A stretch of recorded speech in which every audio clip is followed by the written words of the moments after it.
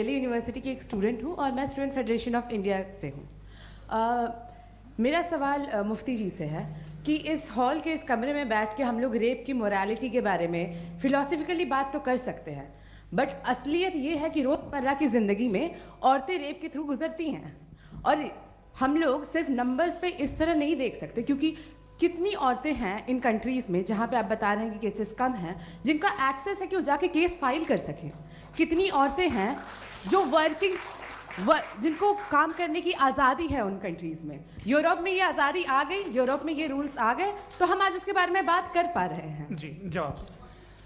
आपने ये कहा कि कमरे में बंद होकर हम लोग इस पर फिलोसफिकली बात कर सकते हैं, लेकिन हकीकत में क्या हो रहा है, वो ग्राउंड लेवल पे क्या हो रहा है जो बहुत गलत हो रहा है और वो सफ़र कर रही हैं। आई एग्री, बहुत गलत हो रहा है और जो गलत हो रहा है उसको हमें रोकना है। और क्यों रोकना है, वो गलत क्यों है, हमारे पास इसका ऑब्जेक्टिव फाउंडेशन है, इनके पास उसका ऑब्जेक्टिव फाउंडेशन नहीं है। मैं ये कहना चाह रहा हूँ कि जहाँ पे भी जुल्म हो रहा है, जहाँ पे भी औरत पे जुल्म हो रहा है या उसकी इज्जत लूटी जा रही है या उसे तकलीफ पहुँचाई जा रही है, और सिर्फ औरत नहीं किसी इंसान के ऊपर भी जुल्म हो रहा है, तो उसके खिलाफ खड़ा होना, ये मॉरलिटी हमारे पास गॉड के पास से आई है। वरना जावेद साहब तो कह रहे हैं कि जो है मेजॉरिटी डिसाइड करेगी, तो मेजॉरिटी तो कभी भी बदल सकती है।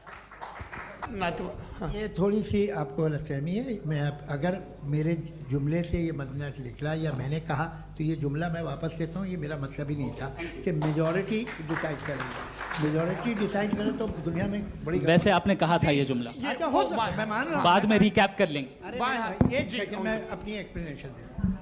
मुनासिब बात यह है कि हम सब के सब दिल में जानते हैं कि क्या अच्छा है क्या बुरा है।